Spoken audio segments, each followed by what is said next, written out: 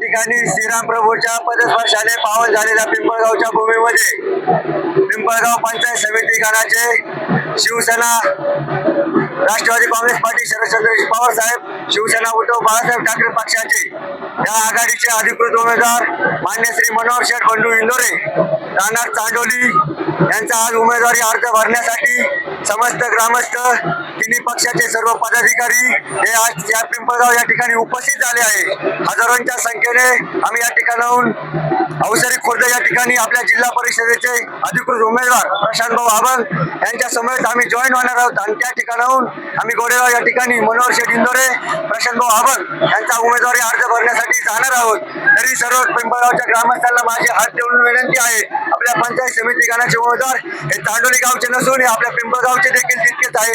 तरी सर्व ग्रामस्थांना विनंती आहे, येत्या 5 तारखेला मनोहर बंडू इंदोरे यांचे चिन्ह आहे धनुष्यबाण। या धनुष्यबाण चिन्ह समोरील बटन दाबून त्यांना आपला गावचा माणूस आपल्या हक्काचा माणूस म्हणून त्या ठिकाणी त्यांना आपण प्रचंड बहुमताने विजयी करणार आहोत। एवढंच मी या ठिकाणी विनंती करतो। जय हिंद, जय महाराष्ट्र, जय राष्ट्रवादी, जय शिवसेना। हिंदवी स्वराज्याचे संस्थापक राजा छत्रपती शिवाजी महाराज यांच्या पदस्पर्शाने पुनीत झालेल्या आपल्या पुण्यभूमीमध्ये आज खऱ्या अर्थानं खूप आनंदाचा दिवस आहे।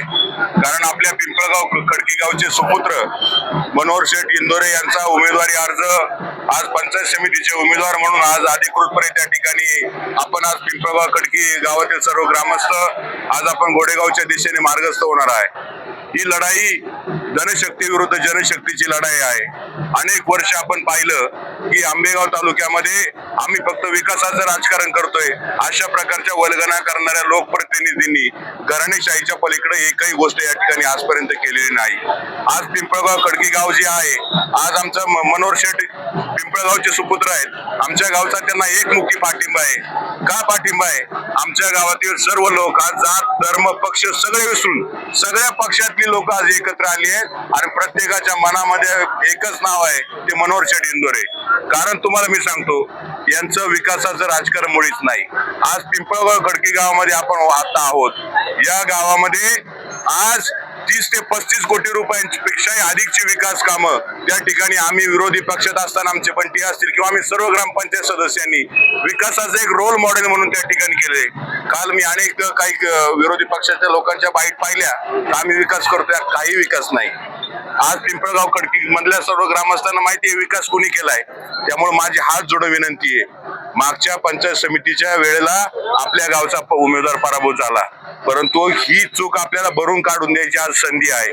आज शिवसेना, दोन्ही शिवसेना आणि देवदत्तजी निकम साहेबांच्या नेतृत्वाखालील राष्ट्रवादी काँग्रेस पक्ष, मी तर असं म्हणेल आज पक्ष बघू नका तुम्ही, आज माणूस बघा। आज खऱ्या अर्थानं आपली शक्ती आणि ताकद दाखवू आणि हा आपला पंचायत समिती गण आपल्या तालुक्यातला जिल्ह्यातला एक आदर्श पंचायत समिती गण कशा पद्धतीने उभा करायचा त्या दृष्टिकोनातून मनोहर शेठच का काही त्याच्या पाठीमागची काही कारण आहेत। आज आपल्या सर्वसामान्य शेतकरी कुटुंबातल्या मुलांना जर कधी वेळ प्रसंगी आर्थिक मदत लागली, कुठे व्यवसायामध्ये त्यांना काही अडचणी आल्या, कुटुंबामध्ये एखाद्या काही अडचणीचा प्रसंग आला, तर त्यांनी आजपर्यंत ते कुठल्याही पक्षी राजकारणामध्ये सक्रिय नव्हते।